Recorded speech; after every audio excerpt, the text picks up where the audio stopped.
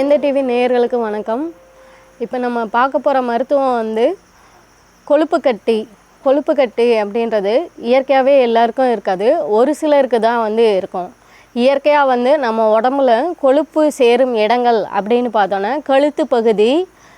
கழுத்து பகுதிக்கு கீழ்ப்பகுதி அப்படின்னு பார்த்தோன்னா மார்பக பகுதி, வயிற்று பகுதி, அடிவயிறு, தொடைப்பகுதி, கண்டச்சதை அப்படின்வோம், கண்டங்கால் அப்படின்வோம்.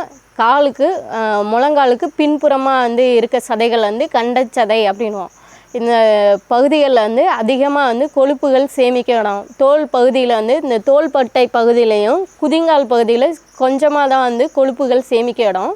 இந்த கொழுப்புகள் வந்து நம்ம உடம்புல எங்கெல்லாம் இயற்கையாக அதிகமாக சேமிப்பு ஆகுதோ அந்த இடங்களில் வந்து கொழுப்பு கட்டிகள் ஒரு சிலருக்கு வந்து இருக்கும். கொழுப்பு கட்டி அப்படின்றது வந்து என்னென்னா எல்லா இடத்துலையும் இருக்காது. இந்த கொழுப்பு படிவங்கள் வந்து சேர்ந்து அதிக இடத்துல சேமிப்பாகி இருக்குன்னா அந்த இடங்களில் வந்து சின்ன சின்ன உருளைகளாக இருக்கும். சின்ன பந்து மாதிரி ரவுண்டாக இருக்கும். அது இப்படி நம்ம தொட்டு பார்த்தோன்னா உருளும். சிலருக்கு வந்து ஓடுது அப்படின்வாங்க. நம்ம உடம்புல வந்து என்னமோ பந்து கணட்டாக ஓடுதுன்னு அது வந்து சொல்ல தெரியாது அவங்களுக்கு, அதனால் அப்படி சொல்லுவாங்க. கொழுப்பு கட்டி அப்படின்றது வந்து உள்புறத்தில் வந்து கட்டியாகி அதை வந்து ஒரே இடத்துல நிற்காமல் இருக்கும். நம்ம தொட்டோன்னா அது வந்து அதிகம் எல்லா இடத்துலையும் பரவி நகர்ந்து போகிறது மாதிரி இருக்கும். ஒரு சிலருக்கு வலி எடுக்குது அப்படின்னாங்க. வலி எடுக்குதுன்னா அது வேறு காரணத்தோடு இருக்கும். வெறும் கொழுப்பு கட்டியாக மட்டும் இருக்குது, அது வந்து கரையாமல் செய்யுது அப்படின்றல அவங்களுக்கு வந்து இந்த மருந்தை வந்து எளிமையாக உள்ளுக்கு பயன்படுத்தினாலும் வெளிப்புறமாக பயன்படுத்தினாலும் அந்த கொழுப்பு கட்டிகளானது எளிமையாக வந்து கரையும். அதனால் வந்து நம்ம இந்த மருந்தை வந்து பயன்படுத்தலாம். இதுக்கு வந்து எடுத்துக்கிறது ஜாதிக்காய் வந்து ரத்தத்தை வந்து சுத்தம் பண்ணும். இது வந்து வாசனை திரவியங்களில் வந்து இயற்கையாக வந்து எடுத்துப்பாங்க. உணவுக்கு வந்து வாசனை திரவியமாகவும் உள் உறுப்புகளை வந்து ஜீரணத்தன்மை அதிகரிக்கிறதுக்கு ஜாதிக்காய் வந்து எடுத்துக்கிறோம். துத்தி இலை வந்து வயிற்று பகுதியில் இருக்க கசடுகளையும் அடிவயிறு, பெருங்குடல், சிறுங்குடலில் உள்ள கசடுகள் எல்லாத்தையுமே வந்து மலவாய் வழியாக வெளியேற்றக்கூடியது அப்படின்றனால நம்ம துத்தி இலை எடுத்துக்கிறோம். வெள்ளை எருக்கு வந்து உடலில் உள்ள நச்சுத்தன்மை எல்லாத்தையுமே வந்து வெளியேற்றக்கூடியது. கொழுப்பு படிமங்களால் ஆன கட்டிகள் எல்லாத்தையுமே வந்து அந்த எளிமையாக வந்து கரைக்கக்கூடியது அப்படின்றனால நாம் எடுத்துக்கிறோம். இது வந்து சிறிது எரிச்சல் தன்மையோடு இருக்கும். இது வந்து கூட்டு மருந்தோடு சேர்க்கல அந்த எரிச்சல் தன்மை இருக்காது. ஆனால் மருத்துவத்துக்கு எளிமையாக வந்து பயன்படுத்த முடியும். நல்ல செய்கை வந்து உடையது அப்படின்ட்டு சொல்லலாம். மலைவேம்பு வந்து ரத்தத்தை வந்து சுத்திகரிக்கக்கூடியது. ரத்தம் வந்து சீராக போகலை, உடலில் வந்து ரத்தம் சரியாக போகாமல் இருக்குது, ரத்தம் குறைஞ்சிருக்குன்னா அந்த தன்மைகள் எல்லாத்தையும் மாற்றக்கூடியது. ரத்தத்தில் உள்ள கிருமிகளும் சரி கசடுகளும் சரி எளிமையாக வெளியேற்றக்கூடியதுன்றனால மலைவேம்பு எடுத்துக்கிறோம். இது வந்து நாட்டு மாட்டு தயிர். இது வந்து கூட்டு மருந்தாக சேர்க்கல. இப்போ இந்த எரிக்கலையோட நஞ்சை வந்து முறிக்கக்கூடியது இந்த தயிர்.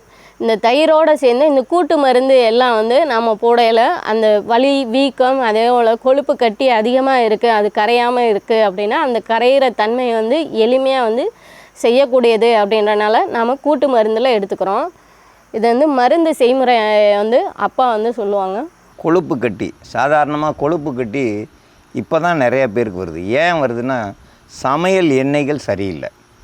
முந்தையெல்லாம் நல்லெண்ணெய், கடலெண்ணெய், தேங்காய் எண்ணெய், விளக்கெண்ணெய் இவைகளை பயன்படுத்தினாங்க. இன்றைக்கி பார்த்திங்கன்னா என்னென்னமோ எண்ணெய் வந்துக்கிட்டு இருக்குது. எந்த எண்ணெய் எதிலிருந்து எடுக்கிறாங்கன்னு யாருக்குமே தெரியாது. அதெல்லாம் தேவையில்லாதது. நம்ம முன்னோர்கள் வந்து ரொம்ப ஜாகிரதையாக பேர் வச்சாங்க. ஏன் கடலை எண்ணெய்னா உடம்பில் வந்து சதைப்பற்று அதிகம் வைக்கும், கள்ளச்சதை வைக்கும்னு சொல்லுவாங்க. அதனால தான் அதுக்கு பேர் கடலை எண்ணெய். நல்லதை செய்யக்கூடியது நல்லெண்ணெய். தேங்காய் எண்ணெய் ரொம்ப அற்புதமானது. விளக்கெண்ணெய் கொழுப்புகளை கரைக்கக்கூடியது. இதெல்லாம் விட்டுட்டு இன்றைக்கி என்னென்ன எண்ணெயோ பயன்படுத்துகிறாங்க. நல்லதையெல்லாம் விட்டுட்டு கெட்டதை எடுத்துகிட்டு வந்து முதல்ல வச்சுக்கிட்டு இதுதான் தங்கன்றாங்க. அதெல்லாம் கிடையாது. நம்ம முன்னோர்கள் செஞ்சது தான் சரி. இதில் முக்கியமாக வந்து துத்தி இலை உடலை சுத்திகரிக்கும். உடலில் எந்த பகுதியில் எது இருந்தாலும் சுத்தம் செய்யக்கூடியது துத்தி இலை. மலைவேம்பு இதனுடைய கசப்புத்தன்மை உடலில் இருக்க அழுக்குகள், தேவையில்லாத கசடுகளை வெளியேற்றக்கூடியது. எருக்கு இது வெள்ளை எருக்கு. வெள்ளை எருக்கம் பூவை பயன்படுத்தும் போது தேவையில்லாத கொழுப்புகளை, தேவையில்லாத கசடுகளை வெளியேற்றக்கூடியது.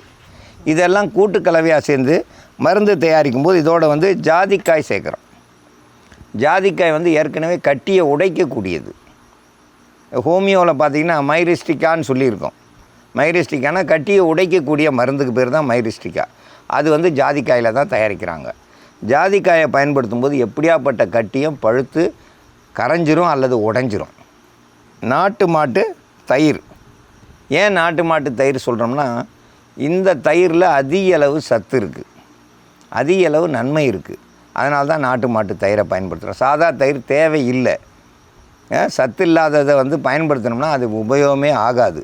இதெல்லாம் கூட்டு கலவையாக சேர்ந்து இப்போ மருந்தாக அரைச்சி எடுத்து வச்சுருக்கிறது மலைவேம்பு, துத்தி இலை, வெள்ளை அருகு. இதை வந்து அரைச்சி எடுத்து வச்சுருக்கோம். இது வந்து வெள்ளை அருகம்பூ, மலைவேம்பு, துத்தி இலை, இது எல்லாத்தையும் கூட்டு கலவையாக அரைச்சது. இதுலேருந்து 1 ஸ்பூன் அளவு எடுத்துருக்கோம். அது கூட 1 ஜாதிக்காய் அளவு அந்த பொடியை எடுத்துக்கிறணும். இதில் தயிர் ஒரு 50 மில்லி அளவுக்கு எடுத்துக்கலாம்.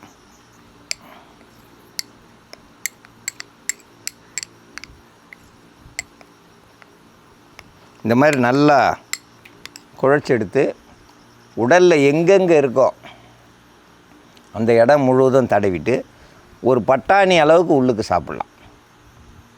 அதிகம் வேண்டாம், ஒரு பட்டாணி அளவுக்கு மட்டும் உள்ளுக்கு சாப்பிட்டு உடலில் முழுவதும் அந்த கட்டி இருக்கிற இடம்லாம் தேய்க்கும் பொழுது தோல் வழியாக உடலுக்குள்ளே போய் சேர்ந்துடும். தோல் வழியாக போய் சேரும்பொழுது தப்பான ஒரு எண்ணங்கள் நமக்கு வர வேணாம். அலர்ஜி எதுவும் வராமல் இருக்கிறதுக்கு ஒரு பட்டாணி அளவுக்கு நேரடியாக வாயில் சாப்பிட்டோம்னா அலர்ஜி வராது. அப்போ வந்து அந்த கொழுப்பு கட்டியானது இது மாதிரி தினந்தோறும் போட்டுட்டு ஒரு 3 மணி நேரம் பொறுத்து அதை ஒரு குளிர்ந்த நீரில் கழுவிட்டு வந்தோம்னா அந்த கட்டி சிறுக சிறுக நாள்பட தான் கரையும். உடனே இன்றைக்கி போட்டால் நாளைக்கெல்லாம் கரையாது. அந்த கட்டி உங்களுக்கு எந்த உபாதையும் செய்யாது. பின்னாடி போகும்போது ரத்த குழாய்களில் அடைச்சி ரத்தத்தை போக விடாமல் தடுத்துரும். ஆரம்பத்தில் இருந்தால் ரொம்ப வேகமாக சரியாகும். கொழுப்பு கட்டி கரைவதற்கு இது ஒரு சிறந்த மருந்து. இந்த மருந்தை பயன்படுத்தி பயன்பெற வேண்டும் என்று கேட்டுக்கொள்கிறேன்.